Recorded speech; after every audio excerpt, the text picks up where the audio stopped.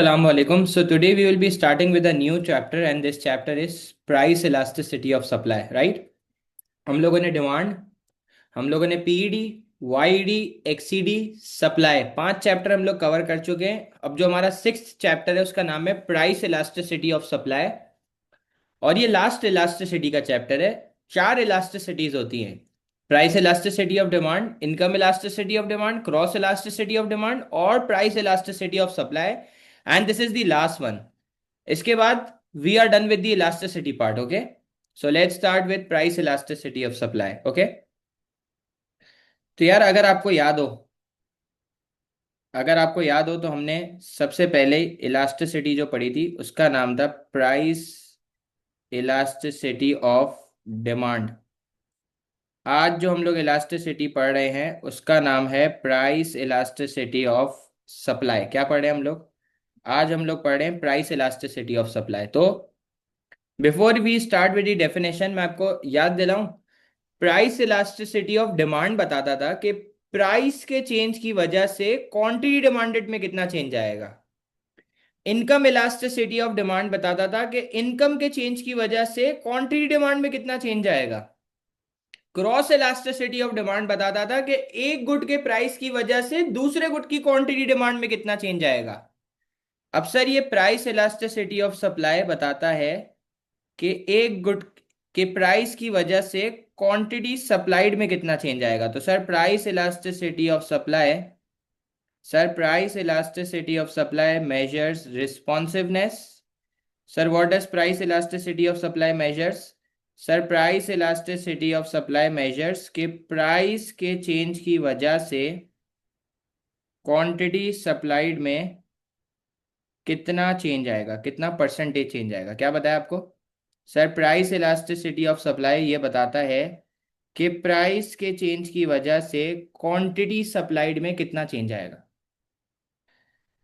अब कोई बच्चा मुझे याद दिलाएगा प्राइस और क्वांटिटी सप्लाइड में कौन सा रिलेशनशिप था गाइस? प्राइस और क्वांटिटी सप्लाइड में कौन सा रिलेशनशिप था? Positive, right sir. प्राइस और क्वांटिटी सप्लाइड में पॉजिटिव रिलेशनशिप था, राइट।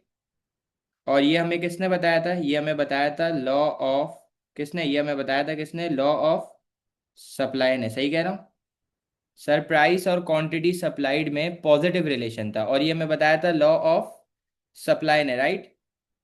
अच्छा, अब मुझे एक बात बताओ, यहाँ पर हम लोग 5 वैल्यू पढ़ेंगे: greater than 1, less than 1, equals to 1, 0 और इन्फिनिटी। यहाँ पर हम लोग कितनी वैल्यू पढ़ेंगे? 5। कौन कौन सी? ग्रेटर देन 1, लेस देन 1, 1, 0 और इन्फिनिटी। सर पीईएस के अंदर हम लोग 5 वैल्यूज पढ़ेंगे: greater than 1, less than 1, 1, 0 and infinity. Sir अभी तक मैंने आपको क्या बताया? सर अभी तक मैंने आपको बताया कि sir price elasticity of supply measure करता है रिस्पॉन्सिवनेस के एक के प्राइस के चेंज की वजह से क्वांटिटी सप्लाइड में कितना चेंज आएगा। अब मुझे एक बात बताओ सर, पीएस का फॉर्मूला क्या होगा? अब चाहूं तो मैं आपको रट्टा भी लगवा सकता हूं, लेकिन हम फिर से लॉजिक से फॉर्मूला डिराइव करते हैं। सर फॉर्मूला होगा dependent upon independent. Sir formula क्या होगा? सर फॉर्मूला होगा डिपेंडेंट अपॉन इंडिपेंडेंट। ये क्या है? ये सर ये पीएस का फॉर्मूला है। Sir what is the formula? Sir formula है डिपेंडेंट अपॉन इंडिपेंडेंट। मुझे एक बात बताओ, प्राइस और क्वांटिटी सप्लाइड में से कौन सी चीज डिपेंडेंट है, कौन सी इंडिपेंडेंट है? जी, प्राइस और क्वांटिटी सप्लाइड में कौन सी चीज डिपेंडेंट है, कौन सी चीज इंडिपेंडेंट है? जी भाई, क्वांटिटी सप्लाइड डिपेंडेंट है और प्राइस इंडिपेंडेंट है, क्योंकि प्राइस अपनी मर्जी से चेंज होगी और क्वांटिटी सप्लाइड उसके हिसाब से चेंज होगी। ऐसा ही है भाई। तो भाई पीएस का फॉर्मूला क्या बनता है? सर पीएस का फॉर्मूला बनता है percentage change in quantity supplied upon percentage change in price. Sir ये किसका फॉर्मूला है? ये पीएस का फॉर्मूला है। सर पीएस का फॉर्मूला क्या है? Percentage change in quantity supplied upon percentage change in price. और आपको याद है मैं आपको जिंदगी भर से सिखा रहा हूँ, बचपन से सिखा रहा हूँ। कि परसेंटेज चेंज निकालने का क्या फॉर्मूला है, इतना तो मैथ्स में सीखा होगा ना आपने। परसेंटेज चेंज निकालने का क्या फॉर्मूला है, new minus old upon old into 100, ये फॉर्मूला है भाई। सर परसेंटेज चेंज निकालने का क्या फॉर्मूला है, new minus old upon old into 100। अब मैं आपको एक चीज याद दिलाता हूं, अगर आपको नहीं याद है तो। आपको याद है हमने सप्लाई के चैप्टर में लॉ ऑफ सप्लाई पढ़ा था। तो आपको याद है लॉ ऑफ सप्लाई क्या कहता था, कि जब प्राइस बढ़ेगी तो क्वांटिटी सप्लाइड बढ़ जाएगी, क्योंकि ज़्यादा प्राइस पे ज़्यादा रेवेन्यू है। और जब प्राइस कम होगी तो क्वांटिटी सप्लाइड भी कम हो जाएगी, क्योंकि कम प्राइस पे कम रेवेन्यू है। याद है ये चीज़?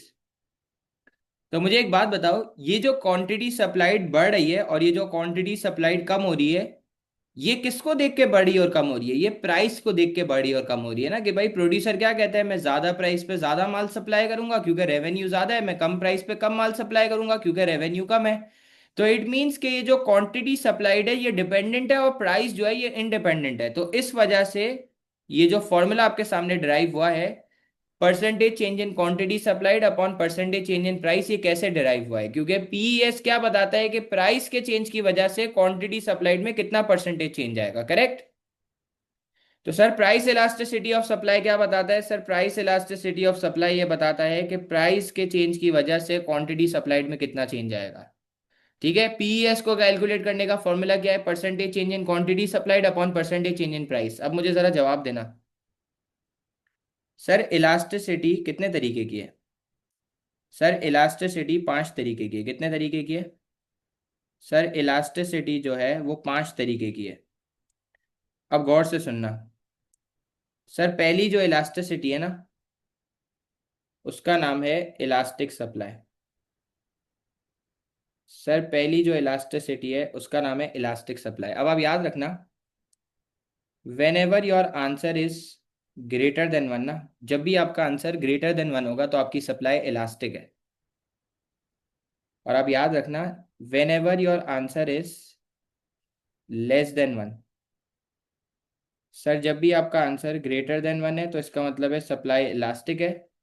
और जब भी आपका आंसर लेस देन 1 है ना, तो इसका मतलब है सप्लाई इन इलास्टिक है। नाउ लेट्स सपोज आपका आंसर आ रहा है 2, 2 ग्रेटर देन 1 है, तो 2 का मतलब है आपके प्रोडक्ट की सप्लाई इलास्टिक है।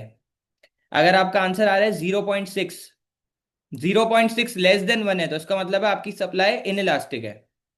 तो सर जब आप इस फॉर्मूले को यूज करोगे, when you use this formula and you calculate you get a answer, तो आप उस आंसर को देख के डिसाइड करोगे कि कौन सी इलास्टिसिटी है, सप्लाई इलास्टिक है इन इलास्टिक है, कौन सी है। ठीक है, अब आप याद रखना, अगर आपका आंसर अगर आपका आंसर 1 आ जाए,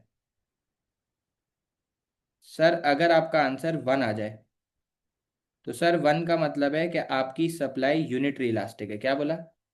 सर अगर आपका आंसर 1 आ जाए तो 1 का मतलब है आपकी सप्लाई यूनिटरी इलास्टिक है। सही है, ग्रेटर देन 1 है तो इलास्टिक है, लेस देन 1 है तो इन इलास्टिक है, 1 होगा तो यूनिटरी है। सर अगर आपका आंसर इन्फिनिटी आ जाए, कौन सा होगा यार? आपको याद है ना, आपने तो पीईडी में भी पढ़ा है। अगर आपका आंसर इन्फिनिटी आ जाए तो क्या होगा, परफेक्टली इलास्टिक होगा ना। सही कह रहा हूँ? सर अगर आपका आंसर इन्फिनिटी आए, ऐसा आंसर जो कैलकुलेट ही नहीं हो रहा, तो इसका मतलब आपकी सप्लाई परफेक्टली इलास्टिक है। और अगर आपका आंसर 0 आ जाए, सर अगर आपका आंसर 0 आ जाए तो 0 का मतलब है कि आपकी जो सप्लाई है वो परफेक्टली इनइलास्टिक है। सही कह रहा हूँ? सर अगर आपका आंसर 0 आता है तो 0 का मतलब है कि आपकी जो सप्लाई है वो परफेक्टली इनइलास्टिक है। सही है।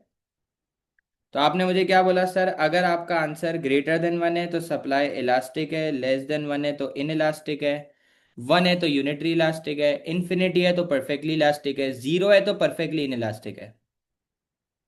अभी तक मैंने सिर्फ इंट्रोडक्शन ही करी है। मैंने आपको क्या बताया कि sir price elasticity of supply measure करता है रिस्पॉन्सिवनेस के, प्राइस के चेंज की वजह से क्वांटिटी सप्लाइड में कितना परसेंटेज चेंज आएगा। जैसे कि हमने पढ़ा कि अगर प्राइस बढ़ती है, हमने पढ़ा है ना भाई, कि अगर प्राइस बढ़ती है अगर प्राइस बढ़ती है तो क्वांटिटी सप्लाइड बढ़ेगी क्योंकि ज़्यादा प्राइस पे ज़्यादा रेवेन्यू है।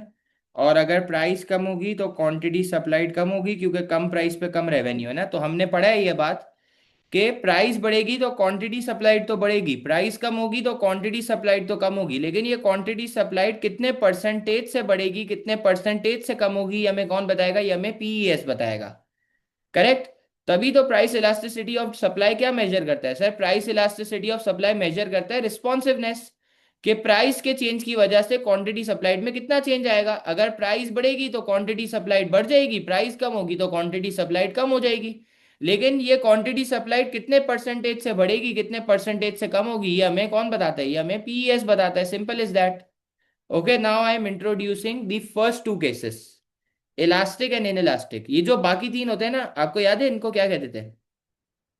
These three, unitary elastic, perfectly elastic and perfectly inelastic, इन तीन को एक्सट्रीम केसेस कहते थे। याद है आपको? रेयर, जो बहुत दुनिया में बहुत कम एग्जिस्ट करते हैं। नॉर्मली दो ही एग्जिस्ट करते हैं, इलास्टिक और inelastic. So we are starting with the first two cases, elastic and inelastic, right? Okay, so I am starting with the first one. और जो आपकी फर्स्ट इलास्टिसिटी है ना, उसका नाम है elastic supply. So let's start with what is elastic supply, ठीक है? आ जाएं भाई, इलास्टिक सप्लाई से शुरू करते हैं।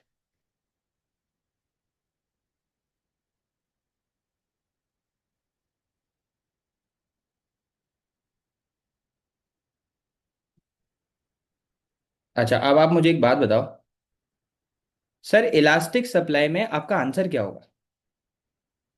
आपने बोला सर इलास्टिक सप्लाई में जो आपका आंसर है वो ग्रेटर देन वन होगा।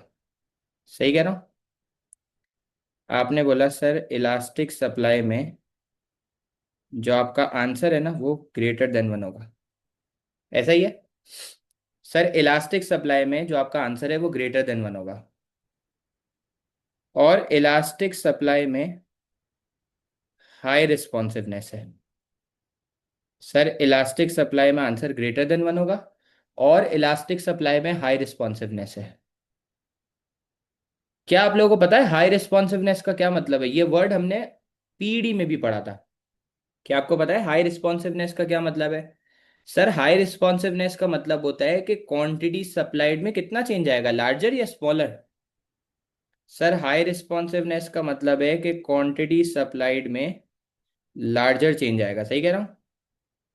सर हाई रिस्पॉन्सिवनेस का मतलब है क्वांटिटी सप्लाइड में लार्जर चेंज आएगा। अब याद रखना, जिस प्रोडक्ट की सप्लाई इलास्टिक होती है ना, उस प्रोडक्ट को प्रोड्यूस करने के लिए ज़्यादा रिसोर्सेज अवेलेबल होती है। क्या बोला सर? जिस प्रोडक्ट की सप्लाई इलास्टिक होती है उस प्रोडक्ट को बनाने के लिए प्रोड्यूस करने के लिए there are more resources available. और वो जो प्रोडक्ट है ना वो रेडीली अवेलेबल होता है। क्या होता है? जो प्रोडक्ट है ना वो रेडीली अवेलेबल होता है। क्या अवेलेबल होता है सर? वो रेडीली अवेलेबल होता है, मतलब वो टाइम टेकिंग नहीं होता। सर जिस प्रोडक्ट की इलास्टिक सप्लाई होती है ना, नंबर वन, उस प्रोडक्ट को बनाने के लिए ज्यादा रिसोर्सेज अवेलेबल होती हैं। दूसरा, वो प्रोडक्ट रेडीली अवेलेबल होता है, वो टाइम टेकिंग नहीं होता। एग्जाम्पल सर, एग्जाम्पल है मोबाइल फोन की, गाड़ी की। आपको पता है मोबाइल फोन बनाने में 15 से 20 मिनट लगते हैं। जैसे ये एप्पल का फोन है ना, कंपनी कहती है कि इस फोन को बनाने के लिए हमें सिर्फ 15 से 20 मिनट चाहिए। बोला स्क्रीन हम सैमसंग से लेते हैं। हम सिर्फ इसके अंदर चिप लगाते हैं, बैटरी लगाते हैं, फोन को असेंबल करते हैं, नीचे दो नट लगे हुए हैं, बोला ये जोड़ते हैं और आपका जो फोन है ना वो तैयार हो चुका है। तो फोन बनाने में 15 से 20 मिनट लगती है, गाड़ी को असेंबल करने में 4 to 5 आवर्स लगते हैं। बोला गाड़ी की बॉडी तैयार होती है, बस मशीन से इंजन आता है, उसके अलावा पेंट होता है, उसके अलावा गाड़ी को नट बोल्ट लगाते हैं, वो सब मशीन कर रहा होता है। अच्छा, आपको पता है कोविड के वक्त चाइना ने 48 आवर्स के अंदर हॉस्पिटल बनाया। कितने घंटों के अंदर? 48 आवर्स के अंदर। अब चाइना ने कैसे बनाया? रेड ब्रिक्स होती है ना, रेड ब्रिक्स, उसको हॉस्पिटल बना दिया। तो वो चीज जो फॉरेन से बन जाती है ना, फॉरेन से, उसकी सप्लाई इलास्टिक होती है। मतलब अगर एक प्रोडक्ट रेडीली अवेलेबल है तो उस प्रोडक्ट की सप्लाई इलास्टिक है, और अगर उस प्रोडक्ट को प्रोड्यूस करने के लिए ज्यादा रिसोर्सेज अवेलेबल है ना, तो भी उस प्रोडक्ट की सप्लाई इलास्टिक है। अब अगर आपको याद हो पीईडी का थोड़ा सा, तो आप क्या गैस मार सकते हैं? फ्लैटर कर्व बनेगा या स्टीप बनेगा इलास्टिक सप्लाई में? हाँ जी। इलास्टिक सप्लाई में कौन सा कर्व बनेगा? तो आपने बोला सर इलास्टिक सप्लाई के अंदर जो आपका कर्व है ना वो फ्लैटर कर्व बनेगा। कौन सा कर्व बनेगा? सर इलास्टिक सप्लाई के अंदर जो आपका कर्व है वो फ्लैटर बनेगा। सही है। एग्जाम्पल मैं किसकी दूंगा? सर मैं एग्जाम्पल दूंगा मोबाइल फोन्स की, और एग्जाम्पल दूंगा कार्स की, और इसको ये भी कह सकते हैं हम लोग कि ये नॉन पेरिशेबल प्रोडक्ट है। क्या है भाई? नॉन पेरिशेबल है। ठीक है, याद रखना इसको नॉन पेरिशेबल भी कहते हैं। नॉन पेरिशेबल आइटम, इसको ड्यूरेबल गुड्स भी कहते हैं। ठीक है, क्या कहते हैं? Durable goods. एक होता है नॉन ड्यूरेबल, एक होता है ड्यूरेबल। ड्यूरेबल का मतलब जो लंबे टाइम तक चलते हैं। तो कार और मोबाइल फोन नॉन पेरिशेबल है, एक्सपायर भी नहीं होते, और ड्यूरेबल है, लंबे टाइम तक चलेंगे। ठीक है। अब आप मुझे खुद सोच के बताओ, अगर आप एक प्रोड्यूसर हो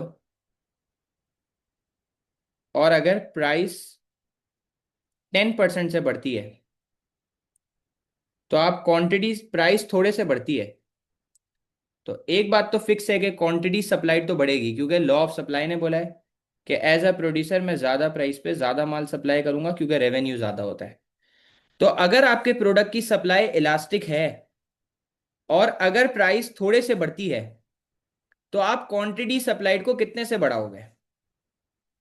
अगर आप एक प्रोड्यूसर हो और अगर प्राइस थोड़े से बढ़ती है, तो आप क्वांटिटी सप्लाइड को कितने परसेंटेज से बढ़ाओगे? ज्यादा परसेंटेज से। ऐसा ही है भाई। हानिया, अगर आप एक प्रोड्यूसर हो और अगर प्राइस थोड़े से बढ़ती है, तो आप क्वांटिटी सप्लाइड को लार्जर परसेंटेज से इंक्रीज करोगी। आप लार्जर परसेंटेज से क्यों इंक्रीज करोगी? क्योंकि you have more resources available and your product is also readily available ना। तो आप प्राइस के थोड़े से चेंज को रिस्पॉन्ड करोगी by increasing quantity supplied by larger percentage, so that you can earn more revenue. क्योंकि प्रोड्यूसर का ऑब्जेक्टिव क्या होता है? प्रोड्यूसर का एम होता है रेवेन्यू मैक्सिमाइजेशन ना।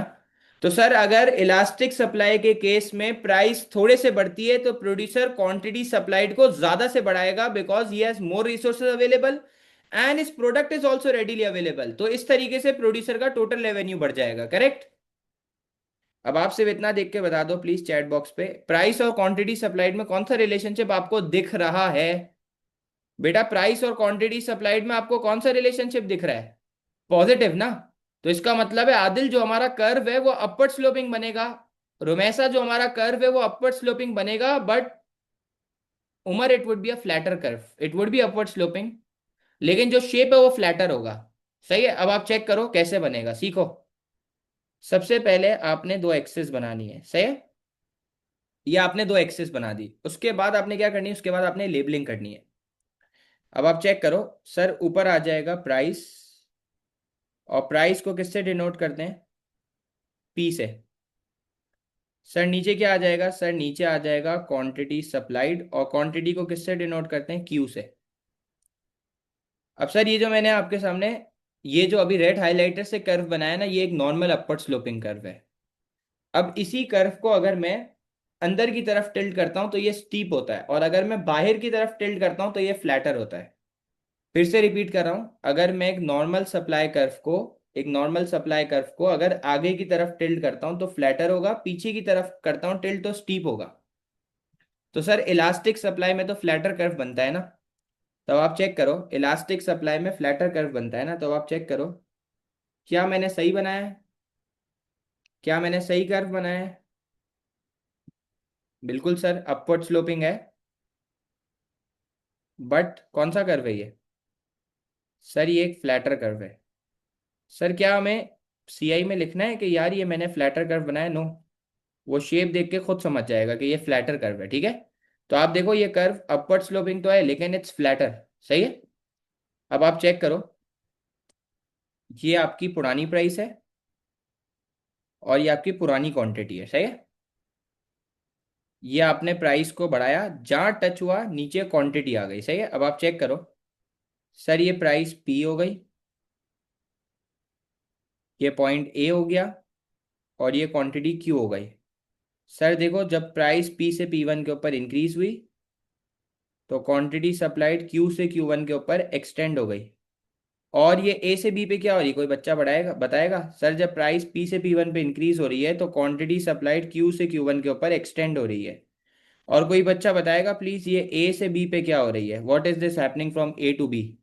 ये मूवमेंट हो रही है, तो कोई बच्चा देख के बताएगा यार प्राइस में कितना चेंज है। सर प्राइस में स्मॉलर चेंज है और क्वांटिटी सप्लाइड में लार्जर चेंज है, करेक्ट, ऐसा ही हो रहा है।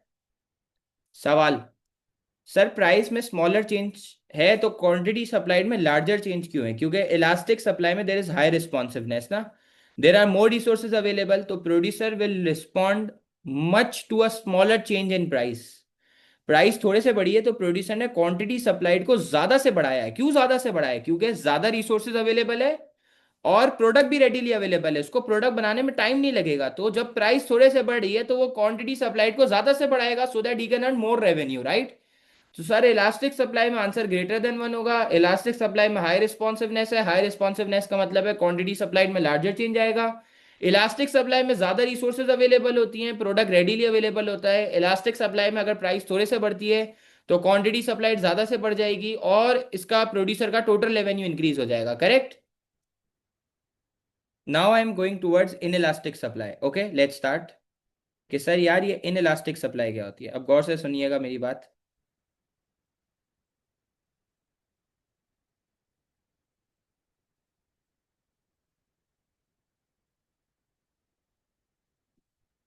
अब देखो, आप याद रखना इन इलास्टिक सप्लाई में जो आपका आंसर है ना वो लेस देन वन होगा। क्या बोला सर? इन इलास्टिक सप्लाई में जो आपका आंसर है ना वो होगा less than one. Sir inelastic supply में आंसर क्या होगा? Less than one. और सर इन इलास्टिक सप्लाई में लो रिस्पॉन्सिवनेस है। क्या बोला सर? इन इलास्टिक सप्लाई में आंसर लेस देन वन है और इन इलास्टिक सप्लाई में लो रिस्पॉन्सिवनेस है। अभी हमने पढ़ा हाई रिस्पॉन्सिवनेस का मतलब होता है कि क्वांटिटी सप्लाइड में लार्जर चेंज आएगा, तो लो रिस्पॉन्सिवनेस का मतलब है कि क्वांटिटी सप्लाइड में स्मॉलर चेंज आएगा। सर जिस प्रोडक्ट की सप्लाई इलास्टिक होती है ना वो प्रोडक्ट रेडीली अवेलेबल होता है, और जिस प्रोडक्ट की सप्लाई इन इलास्टिक होती है ना वो टाइम टेकिंग होता है, याद रखना। तो सर इन इलास्टिक सप्लाई में number one, there are less resources available. सही है, इन इलास्टिक सप्लाई में number one there are less resources available. और जो आपका प्रोडक्ट है ना वो टाइम टेकिंग है। टाइम टेकिंग का मतलब है उसको बनने में टाइम लगेगा। टाइम लगेगा का मतलब है कि वो नॉट रेडीली अवेलेबल होगा। सही कह रहा हूँ? आपने मुझे बोला सर इन इलास्टिक सप्लाई में, आपने मुझे बोला सर इन इलास्टिक सप्लाई में आंसर लेस देन वन है। इन इलास्टिक सप्लाई में लेस रिसोर्सेज अवेलेबल है, क्वांटिटी सप्लाइड में स्मॉलर चेंज आएगा। इन इलास्टिक सप्लाई में जो आपका प्रोडक्ट है वो टाइम टेकिंग होता है। सर यहाँ पर जो आपका सप्लाई कर्व है वो कौन सा बनेगा? सर यहाँ पर जो आपका सप्लाई कर्व है वो स्टीपर कर्व बनेगा। कौन सा बनेगा? Steep curve. सर यहाँ पर सप्लाई कर्व कौन सा बनेगा? Steep curve. तो इस बार भी अपवर्ड स्लोपिंग होगा लेकिन स्टीप कर्व होगा। सवाल, सर अपवर्ड स्लोपिंग क्यों होगा? क्योंकि प्राइस और क्वांटिटी सप्लाइड में कौन सा रिलेशनशिप है? पॉजिटिव ना। तो इस बार भी Mustafa supply curve upward sloping बनेगा, लेकिन उमर इस बार अपवर्ड स्लोपिंग होगा लेकिन स्टीपर कर्व होगा। सही है। अब मुझे एक बात बताओ सर, एग्जाम्पल देंगे आपको ही? मैंने बोला यस, एग्जाम्पल है कॉफ़ी बीन्स की, एग्जाम्पल है कॉफ़ी बीन्स की, एग्जाम्पल है फ्रूट्स की, एग्जाम्पल है वेजिटेबल्स की। तो इसका मतलब है सर आप एग्जाम्पल दे रहे हैं पेरिशेबल आइटम्स की, पेरिशेबल और नॉन ड्यूरेबल की। सही है। अब मुझे एक बात बताओ, आपको पता है कॉफ़ी कॉफ़ी बीन्स का, कॉफ़ी बीन्स का हार्वेस्टिंग पीरियड कितना होता है? Does anyone no?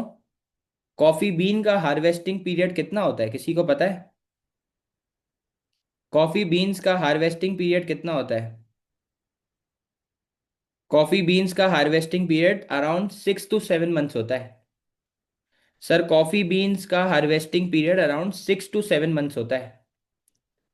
Fruits, rice हो गया, कॉटन हो गया, वेजिटेबल्स हो गए, इन सब का भी हार्वेस्टिंग पीरियड बहुत ज़्यादा होता है। मतलब इनको 6 to 7 मंथ्स लगते हैं to cultivate it, to grow it. और दूसरा, इनकी सप्लाई भी लिमिटेड है, मतलब इनको बनाने के लिए रिसोर्सेस, कम रिसोर्सेज अवेलेबल है। और दूसरा ये टाइम टेकिंग भी है, इनको इनको प्रोड्यूस होने में भी टाइम लगता है। इसलिए पेरिशेबल आइटम्स की जैसे कि कॉफी, वेजिटेबल, फ्रूट्स, इनकी सप्लाई इनइलास्टिक होती है। सही है, इनको बनने में टाइम लगता है, ये टाइम टेकिंग है। तब आप मुझे खुद सोच के बताओ, अगर अगर किसी प्रोडक्ट की सप्लाई इनइलास्टिक है और अगर प्राइस ज्यादा से भी बढ़ती है तो क्वांटिटी सप्लाइड तो बढ़ेगी, क्योंकि वो तो लॉ ऑफ सप्लाई ने बोला है। लेकिन क्वांटिटी सप्लाइड स्मॉलर परसेंटेज से इंक्रीज होगी। कितने परसेंटेज से इंक्रीज होगी? सर अगर प्राइस लार्जर परसेंटेज से भी इंक्रीज होती है ना, तो क्वांटिटी सप्लाइड स्मॉलर परसेंटेज से इंक्रीज होगी। सवाल क्यों? सर अगर प्राइस लार्जर परसेंटेज से भी इंक्रीज होती है तो क्वांटिटी सप्लाइड स्मॉलर परसेंटेज से इंक्रीज होगी, because there are less resources available. Producer respond कर सकता है, लेकिन क्वांटिटी सप्लाइड को बहुत थोड़े से बढ़ा के रिस्पॉन्ड कर सकता है, क्योंकि number one, there are less resources available. Number two, the product is time taking, उस प्रोडक्ट को बनाने में टाइम लगता है। जैसे अगर कॉफी बीन्स की प्राइस ज्यादा से बढ़ जाती है, तो वो क्वांटिटी सप्लाइड को तो बढ़ाएगा, लेकिन बहुत थोड़े से बढ़ा सकता है, क्योंकि उसके प्रोडक्ट को बनने में टाइम लगेगा, तो he can not respond much to an increase in price. सही है, that is why quantity supplied में स्मॉलर चेंज आएगा, क्योंकि एक तो रिसोर्सेज भी कम अवेलेबल है और दूसरा उस प्रोडक्ट को बनाने में भी टाइम लगेगा। तो सर अगर इनइलास्टिक सप्लाई में प्राइस में आता है लार्जर चेंज, तो क्वांटिटी सप्लाइड में आएगा smaller change, because number one, there is low responsiveness. Number two, there are less resources available. And number three, the product is time taking, उसको बनने में टाइम लगता है। सर आप मुझे देख के बता सकते हैं, प्राइस और क्वांटिटी सप्लाइड में कौन सा रिलेशनशिप है, पॉजिटिव नेगेटिव? सर प्राइस और क्वांटिटी सप्लाइड में कौन सा रिलेशनशिप है, पॉजिटिव या नेगेटिव? पॉजिटिव ना। तो इस बार भी सप्लाई कर्व अपवर्ड स्लोपिंग ही बनेगा, लेकिन कौन सा बनेगा, लेकिन स्टीपर कर्व बनेगा। अब आप लोग मुझे यस या नो में जवाब दीजिएगा कि मैंने सही बनाया है या गलत बनाया है। ये दो एक्सेस हो गई, ठीक है। और सबसे पहले मैंने लेबलिंग कर ली। सर ऊपर आ गया प्राइस, प्राइस को डिनोट करते हैं पी से। सर नीचे आ गया क्वांटिटी सप्लाइड, क्वांटिटी को किससे डिनोट करते हैं, क्यू से। सही कह रहा हूँ? सर ये मैंने बना दिया अपवर्ड स्लोपिंग कर्व। इस कर्व को क्या कहते हैं सर, इस कर्व को कहते हैं स्टीप कर्व। चेक करो। सर इस कर्व को क्या कहते हैं, इस कर्व को स्टीप कर्व कहते हैं। सही बनाया भाई, गलत बनाया? सर इस कर्व को क्या कहते हैं, सर इस कर्व को स्टीप कर्व कहते हैं। सही बनाया गलत बनाया गाइस? इसको स्टीप कर्व कहते हैं, सही है। ये एक नॉर्मल कर्व है। इसको बाहर की तरफ टिल्ट करता तो फ्लैटर होता। तो मैंने पीछे की तरफ टिल्ट करा है। देखो है अपवर्ड स्लोपिंग, ये ऊपर की तरफ ही जा रहा है, लेकिन ये स्टीप कर्व है, ठीक है। अब चेक करते हैं। ये हो गई आपकी इनिशियल प्राइस। मैं जूम इन कर रहा हूँ, ये हो गई आपकी इनिशियल प्राइस। जहाँ टच होगा वहां से नीचे क्वांटिटी आएगी।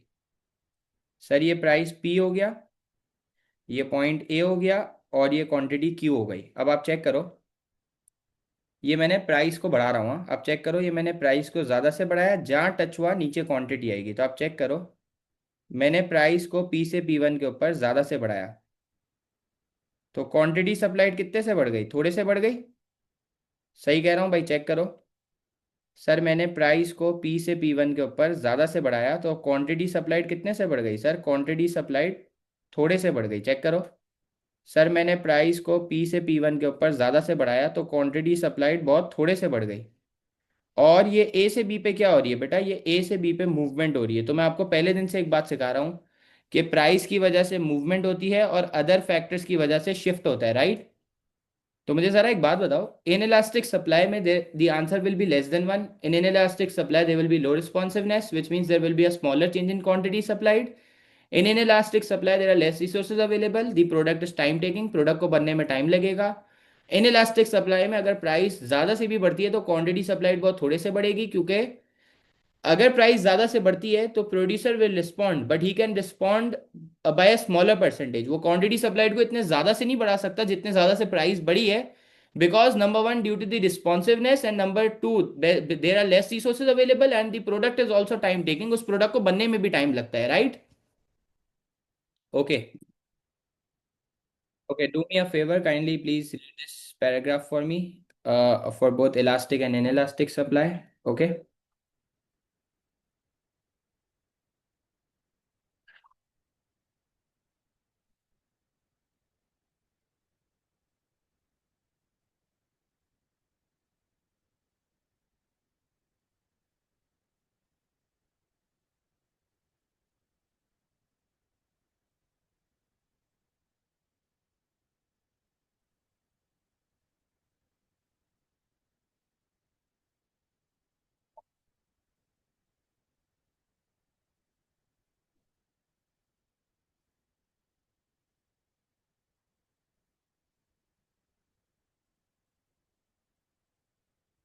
Okay, is it done?